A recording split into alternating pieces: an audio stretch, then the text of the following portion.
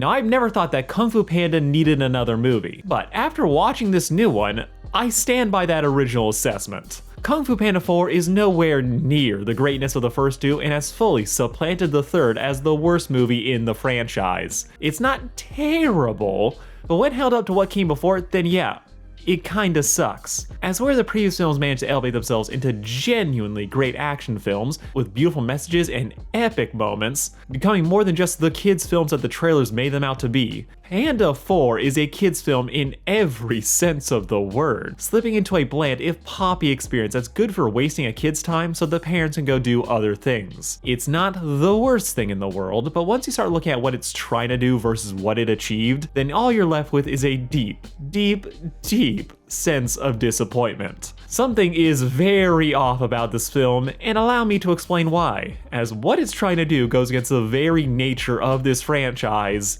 and it's just like, no, they would never be able to commit to it. We love you, Kung Fu Panda!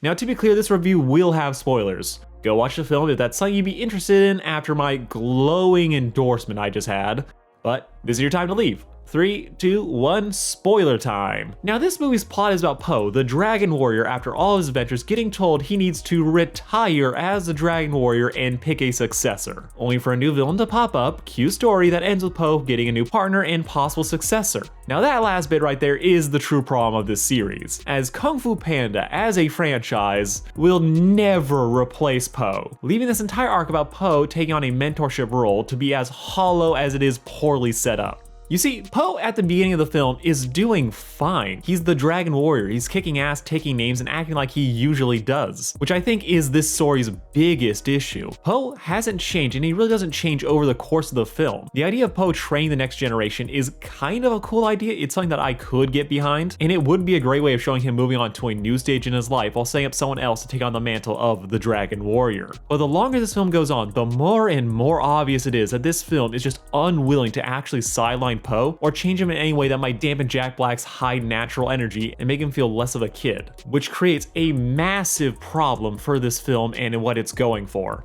As if Po is acting like he usually does, why the fuck does he need to change? Well, the answer they give is because Shifu just tells him to.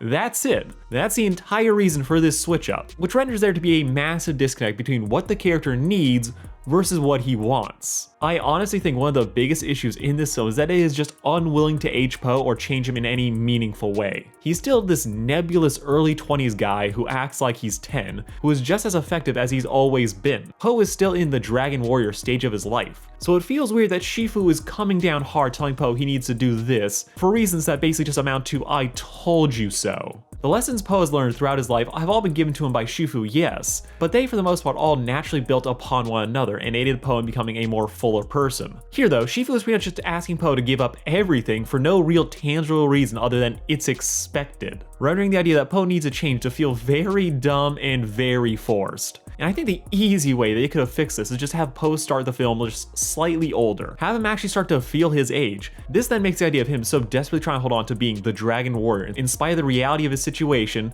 it would make complete sense then. It would create pathos, it would create conflict as Po realizes that he does need to pass on the torch to someone else. And that after so many years of defining himself as the Dragon Warrior, it's time for him to step back and to find other ways to learn and grow. They needed to, and I can't believe I'm saying this, pull a Cars 3 where we commit to passing the torch and show a hotshot young hero start mentoring a new apprentice. But we don't do that, because Kung Fu Panda is Po. The franchise feels too scared to divest itself of its star and commit to having someone else just be given the spotlight. Po's arc about becoming a spiritual leader is underbaked and barely feels relevant to the story. Him using wisdom to beat his problems never feels like it's ever properly done or really used to build up to anything. And the only real example of him teaching is barely 20 seconds long. Po passing the torch is really more about the MacGuffin of the story than Po himself, so his main arc is basically nonsense. It all boils down to Po promising to hang out with Aquafina in the future, as Kung Fu Panda is just too scared of changing Po and losing their marketability to kids, so the entire premise of this story was doomed to fail from the start. They could have made this arc work for Po, but they didn't. They don't age him up and instead have Shifu, a character who learned to accept others as they are, forcing Po to change because the plot says so. I'm not trying to turn you into me. I'm trying to turn you into you. So that was a fucking lie. This to me is the biggest thing that renders this whole film just no. But trust me, the problems don't stop there, because we also have the pacing. You're gonna pay for that. I don't know if this is just me becoming an old ass man, but I swear that this movie feels like it's moving at 1.25 speed till like the last 20 minutes of the film. Like, I've seen faster, more desperate to hold your attention kids films, but I think what annoys me about this one is that it's not even necessarily moving that fast. The characters aren't talking a million words a minute. No, the real issue is that the film is incapable of shutting the fuck up. I legit started playing a game while watching this movie called the 2-second rule, where if a character didn't talk or we had some visual gag for more than 2 seconds, I would take a sip of my drink. So naturally, I left that film with chapped lips because this movie never stops. It refuses to linger on anything, which I think does this film a massive disservice, as we never have any time to let a shot or moment sink in or stick with us. The movie starts with a fake out return of Tai Lung, but his attack on the village people is so quick that we never fully have the time to let the horror of the scene sink in. The film's villain, Chameleon, has a crazy power, but she never gets the chance to feel intimidating, so she ends up just becoming a nothing villain. Poe and Shen never really have a time to develop a bond, as they're just bouncing between jokes and exposition. The calm and dramatic moments of the original film are all gone, with only brief instances that recapture that tense vibe, like Zhen and Poe's fight on the wall. Apparently this film was locked into being 90 minutes long, and you can honestly tell. While it was fucked by this premise, I don't think it was really doomed by this runtime. As Ping and Lee's side story, yeah, easily the best part of this movie, but you could easily cut them out and give the rest of the story more time to breathe. We don't need to have them here to deliver the message to Poe. You could have just had a moment of self-reflection, or hell, have him meet Oogway for some spirit nonsense. There are options to get the same effect in less time. We didn't need a full side plot. Also, next on the list of complaints is the villain. Chameleon is without a doubt the worst villain in Kung Fu Panda history. Though that's not nearly as bad as it sounds, given that the previous list is composed of Tai Lung, Shen, and Kai, who was the worst, but even if his personality was lacking, he more than made up for it with his fights, his entrances, and his kick-ass theme song, not to mention the destruction of the Jade Temple. All these accomplishments allowed a lackluster villain to still feel like a legitimate threat. Meanwhile, the Chameleon is just wasted potential. The problem with the Chameleon comes down to a few things.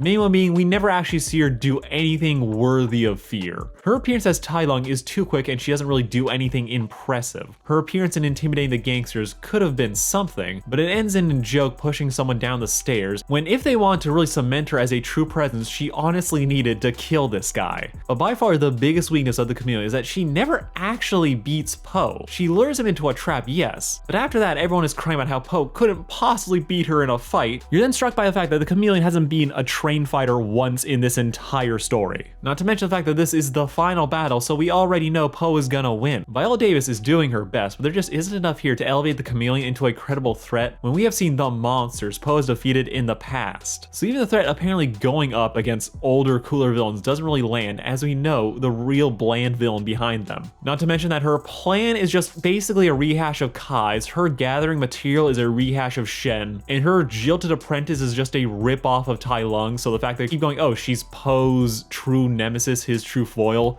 it doesn't fully track. Though that's still not nearly as bad as her motivations, which are such complete horseshit. Now there's a post floating around about the production of this film, and since it's unsourced and sounds like a hater's wet dream, I don't feel like I want to give it any real credence. But one thing that feels right on the money is how apparently one of the directors didn't want to give Chameleon a backstory for the longest time, and after seeing the backstory that they gave her, yeah, that feels about right, as her villain origin story is that she was turned away from Kung Fu Masters because she was too small.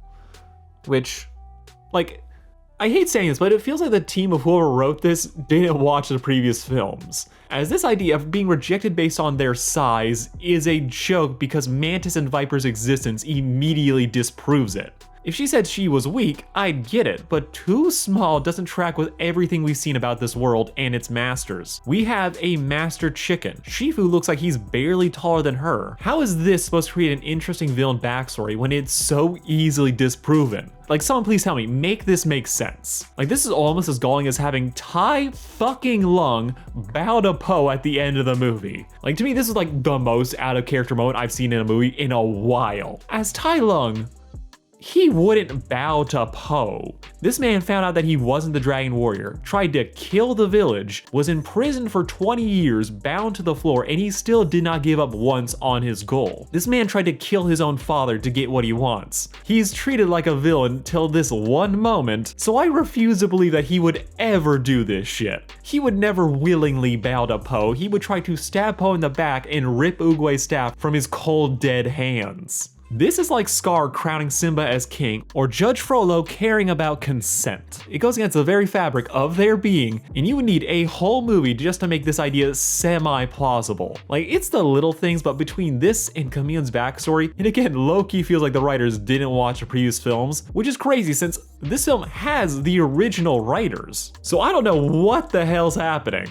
Honestly, I think this film would have worked a lot better as a spin-off where we can focus just entirely on the Chameleon and Zhen's relationship. Have Zhen be the long-suffering apprentice who needs help turning to light, only for Po to nudge them into the right direction like Oogway and the goat did for him. I like the idea of Chameleon being this abusive mentor. The potential for an interesting story is there, but the reveal of their real relationship is too late in the game that it doesn't really have a chance to be anything other than a twist. Which is my other hot take. They really need to hint at Zhen being the Chameleon's apprentice way earlier. Like, the idea is there, Shifu announces Po is looking for an apprentice, the Chameleon pulls a strange stunt to get Po's attention, and Zhen might just have an idea of who's behind it. But while you see the idea of like, okay, this is all a master manipulation, there's not really enough foreshadowing to build dread. It just happens, Zhen regrets it, moving on. If we had more time for Po to train Zhen and we knew that they were leading him into a trap, then yeah, this could kinda almost work. And yeah, we'd have a more interesting internal conflict to watch and wonder what's gonna happen. As is, it's just a surprise that doesn't really add anything for repeat viewings, and even then it has its own share of plot holes. Like, why does Zhen have a bounty in her master's city? Like, this kinda seems like a liability and a waste of time when all the Chameleon wants is for Po to come to her house. If it's to make Po and Zhen spend more time together to build trust, so that Po will eventually hand her the staff, I counter that with the fact that they didn't even know the staff needed to be given willingly till Po told them when they already started their travels. So how did the Chameleon know that they needed more time to be friends? Like, it all just feels contrived, to be honest. And while we're here, Zhen is fine. It's just Awkwafina doing an Awkwafina character, but Po partnering with a street rat, yeah, that's kind of a decent combo. Emphasis though on partnering. Zhen feels less like a successor and more like his new adventuring buddy. If they wanted to actually commit to Po passing the torch, they need to make Zhen feel younger rather than the same age-ish as Po. Zhen as a character could grow on me later, but just like the sequel, I'm in no hurry to see them anytime soon, as this film is a downgrade in pretty much every respect. It'll do in a pinch, but it is missing the sauce. Every Kung Fu Panda movie before this had at least two moments that just engraved into my psyche. Tai Lung's escape, the bridge fight, Po escaping the tower and remembering his past. Even 3 had the Oogway fight and Kai's theme song, which is permanently on my workout track. But this movie, like,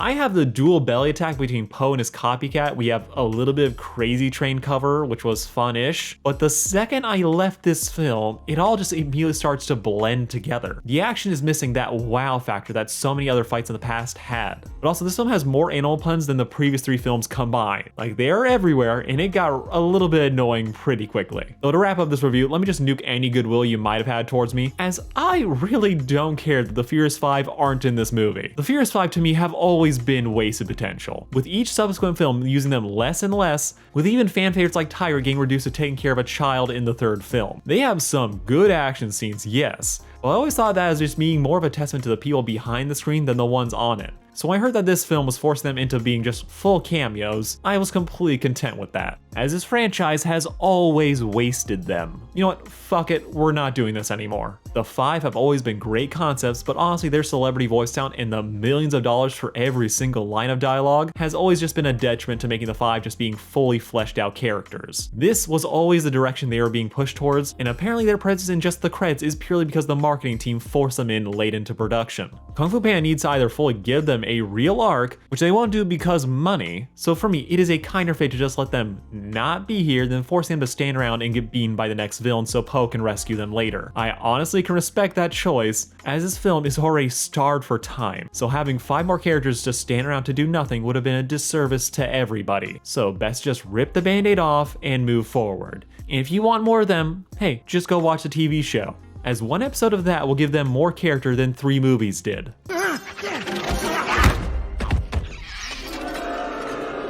Overall, I think Kung Fu Panda 4 is a bland experience that fails to justify or follow through on its own premise. The story needed more time to breathe or needed to cut the side plot to work within its own limited runtime. I'm not against them making more movies, as I've long given up on any IP being given the dignity of ending. But yeah, this film, it's mid. Not terrible, but it's certainly not great. Alright, this has been Sarcastic Chorus. Tell me what you all thought of the film, what are your hopes for any future sequels, and don't forget to like, share, and subscribe. Love you all, peace out.